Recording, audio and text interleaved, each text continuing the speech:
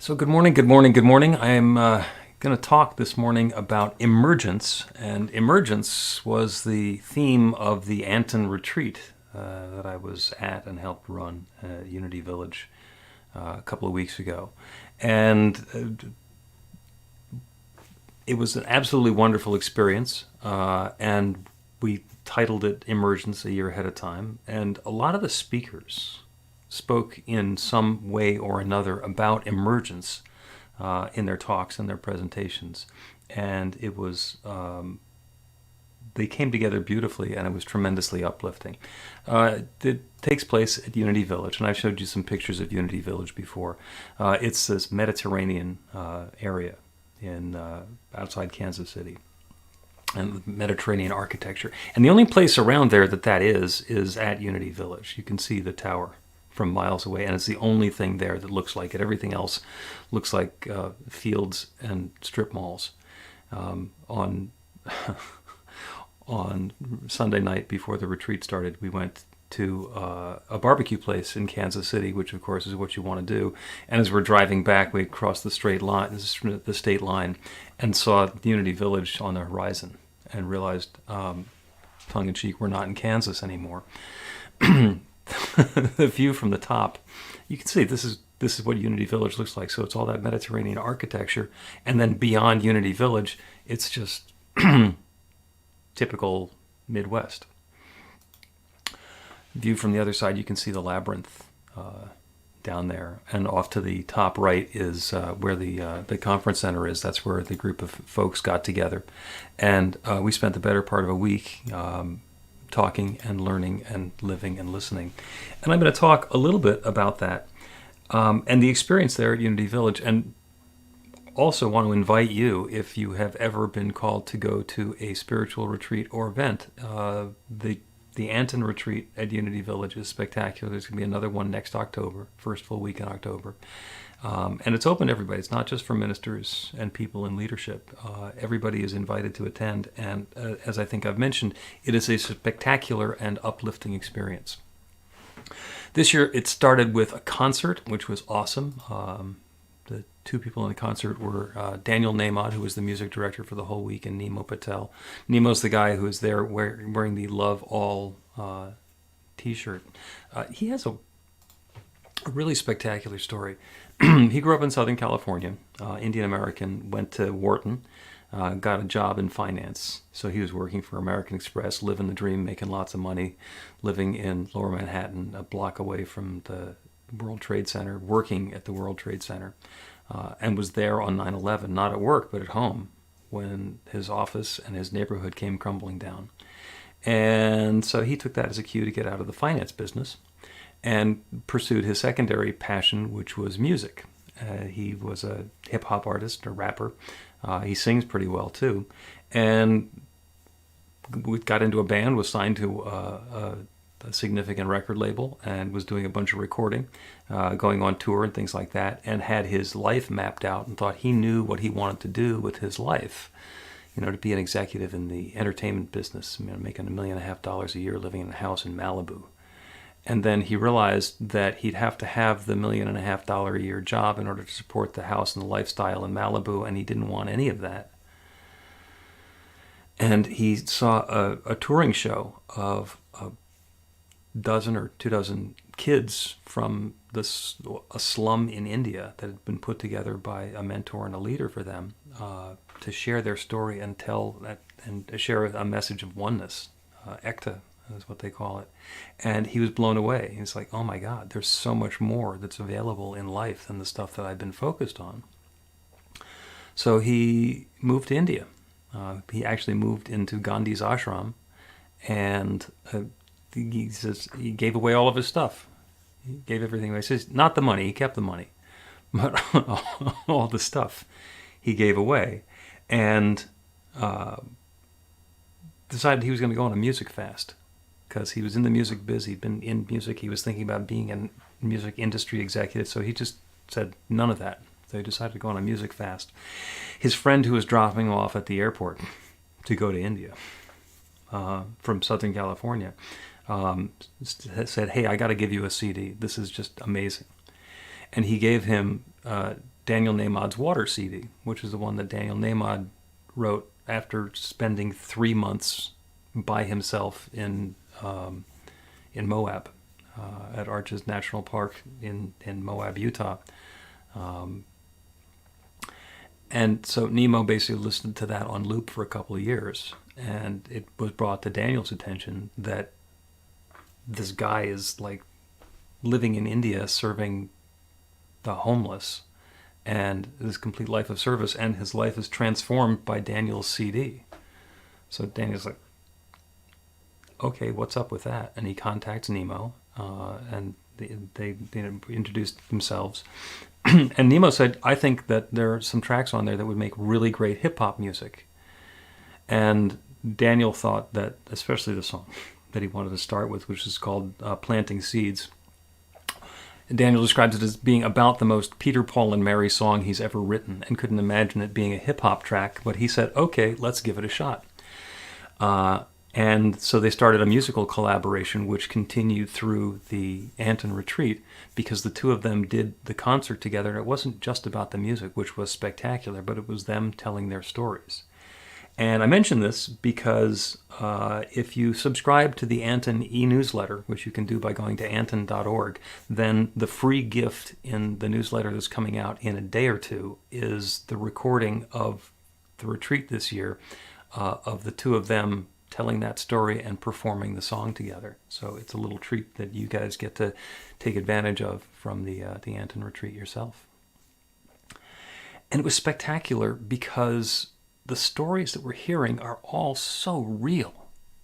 People, I mean, to take a life in the financial sector and turn that into a life in creativity, to turn that into serving the homeless. Nemo has now twice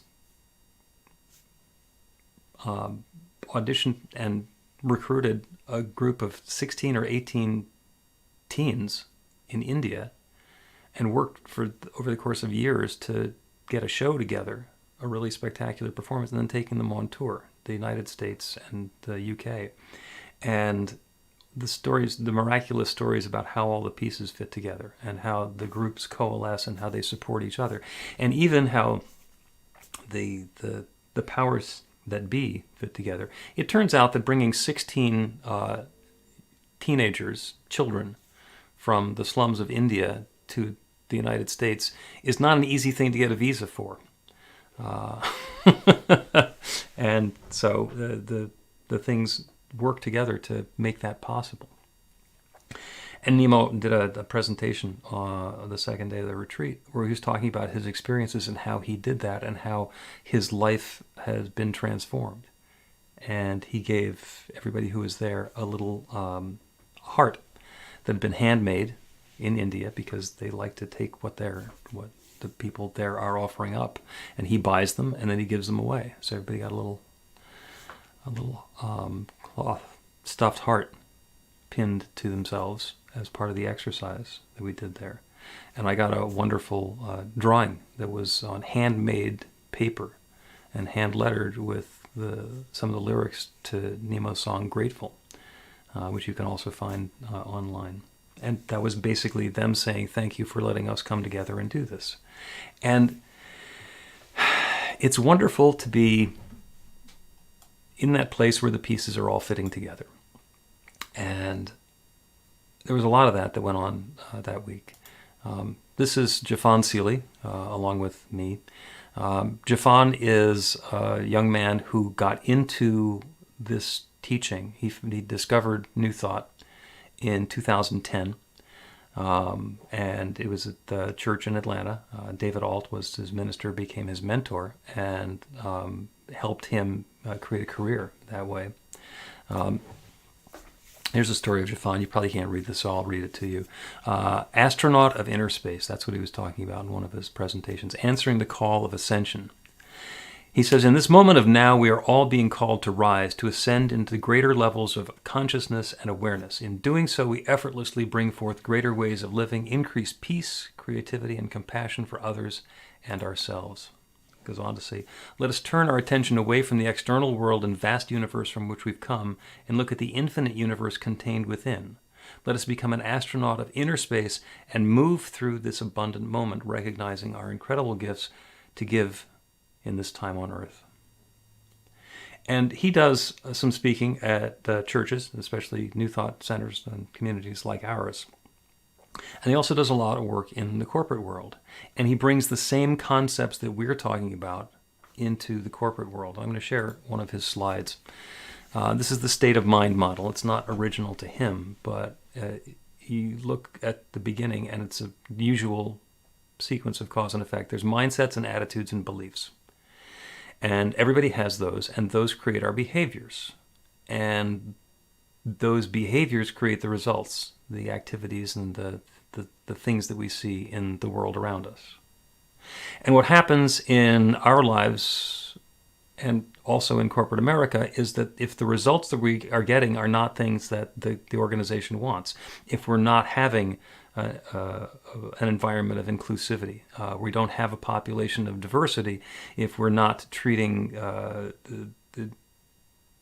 we don't have gender equity or equality that's going on, then if that's not the result that we're getting, then what we want to do is we want to change something. And usually that involves behavior modification. That's a first order change. So we tell people we need to hire with more diversity. We need to treat people more fairly. We need to be more polite. We need to get more vegetarian food in the cafeteria or whatever it is that we're doing. And we try to change the result by changing the behavior. And to an extent that works, but it only works a little bit, because what we need to do is to get a second order change, and that's where the transformation happens, where we get to go back to the mindset and the attitudes and the beliefs and uncover what those are and make changes there. So that's the sort of thing that we talk about all the time. We talk about change your thinking, change your life. Your new life begins with a new thought. And it's not about changing the behavior. What we want to do is change the thinking that we're having and let that change the behavior. And that is what's going to create a different result. And that works across whatever it is that we're doing, whatever it is that we're involved in. Because it is that transformational way of making a change to our beliefs, to our attitudes, to the stuff that we hold internally and deeply, that we're able to change something in our lives and change something in the world around us. And there's a really horrible example of that that's going on in the world right now with the conflict in Israel and Gaza, that the result that's going on there right now is unacceptable. It is completely, it's out of hand. We've got terrorists that are killing people, and we've got armies that are killing other people, and the whole situation is completely unsupportable.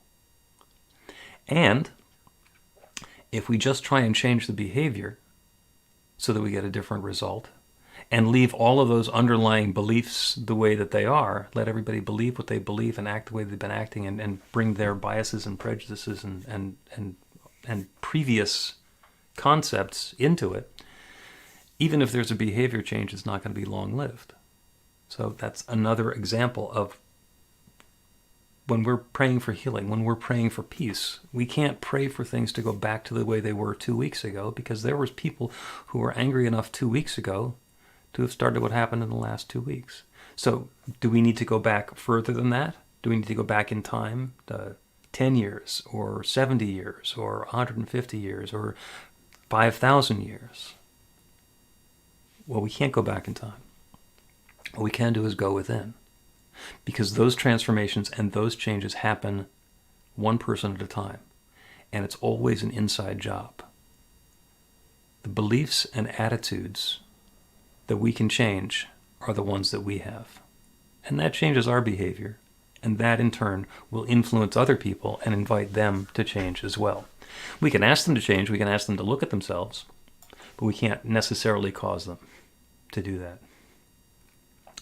There's another presenter there, her name was Lisa Benson, and her talk was Emerge as the Best Version of You Through a Life of Learning and Unlearning.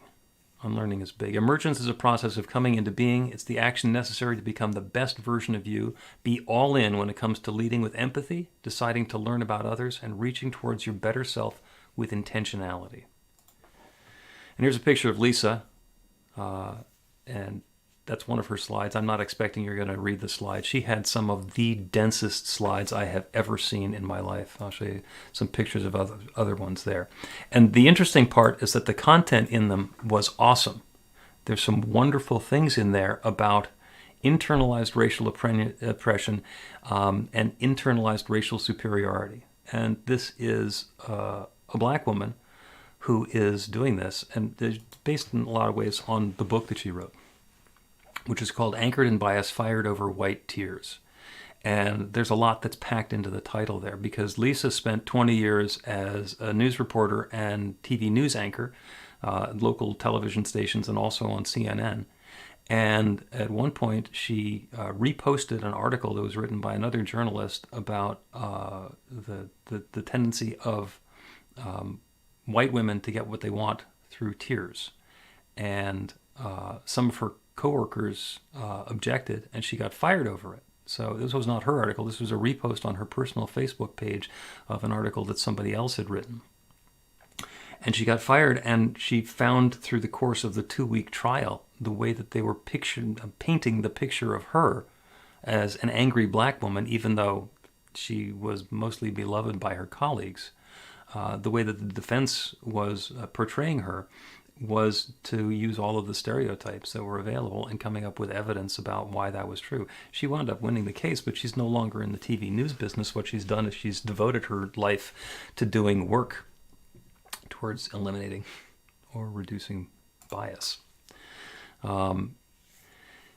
This is inclusive learning demands cultural curiosity. She says that we need to acquire, inquire, and interact. We need to ask questions. We need to open ourselves up to different possibilities to understand what else there can be. This is one of the simpler slides of cultural humility. Engage people who are different from you on a personal, experiential level. Learn to pronounce names. That's pretty simple. If you don't know how to pronounce somebody's name, don't say, well, just make your name easier. It's like, learn to do it. Talk about racism, sexism, and classism, and believe people when they speak about their experiences. Do not assume that because they're saying something that you don't agree with, that is not familiar, that it doesn't apply. Believe what they're saying because they're saying it. And approach approving your cultural competence with a beginner's mind. Pretend like you don't know anything. And there's a lot that was packed into her presentation. And bringing what she brought to it, which is, first of all, she's pretty well educated. She has a great ability to communicate. She was a reporter and an anchor for 20 years and good enough to get onto CNN. So she tells the story in a compelling way and also talks about how we can uncover what our own biases are. Because, oh, by the way, we all have them. And sometimes we know what they are, and sometimes we don't know what they are. But when we're looking at somebody and seeing other, when we're looking at somebody and we're making assumptions about them based on something from our past, then we're not giving them the opportunity to be the greatness that they are. We're not giving them the opportunity to let their light shine because we're making an assumption. We're casting something upon them. It's a really easy one. Don't make assumptions. Don Miguel Ruiz pointed it out, and everybody else gets to continue pointing it out. And Lisa has a story that when she went through and did some of the self-examination and the testing and the investigating her own personal biases, she discovered that she has a bias and a fear about unknown black men. And she says, that's crazy. I love black men. I'm married to a black man. I've got 2 black men as children. How could that possibly be? But when they are unknown black men, she has a natural hesitancy and a distancing. And when she found that out, she understood that when other people have the same bias and they don't look at it, it continues to drive the way that the world is working, and what they're creating is based on those beliefs. And by understanding those and acknowledging that there's something going on there with us, we have the opportunity to transcend it and to step beyond it. So there was a lot of really deep thinking that went on at the retreat there, and a lot of the stuff was inspiring and uplifting. We did every afternoon. We had sacred time, so there's an opportunity to walk on that labyrinth at Unity Village. There was a candlelight labyrinth walk, which was absolutely spectacular. and people had the chance to be frivolous, to go take a nap, to take a walk through the grounds and around the lake at Unity Village. And we also had time to celebrate ourselves and each other. This is Matty Giuliani. He is an animal chaplain. He's actually in Monmouth County, New Jersey. He was an animal control officer for a long time, and now he's an animal chaplain with the ASPCA. And he does animal blessings.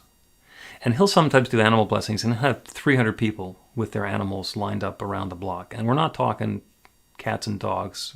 People are bringing horses and tarantulas and snakes and all kinds of other stuff. And Matty was given the Heart of Emerson Award as an animal chaplain just because he has such a spectacular story. There were all sorts of wonderful things that happened at the Anton retreat, and an opportunity for emergence, and the invitation for us to emerge into something new and wonderful and great about ourselves. What's blossoming is you. What could be blossoming is you. Maybe what's blossoming is that possibility that next year you want to go to the Boundless retreat at Unity Village with Anton. It's going to be the 7th through the 11th of October. It's going to be equally spectacular in a different direction. And between now and then, the opportunity for something new and wonderful to emerge as you. Maybe it's going to be pushed by pain. Maybe it's going to be pulled by passion. Maybe it's going to be a story that's unfolding that you know exactly what is now. And maybe it's going to be a story that is still in the process of unfolding. But whatever it is, there's a light shining as you, and the invitation for you to allow that to shine even more brightly. Because you deserve it, and the world deserves it. So it is.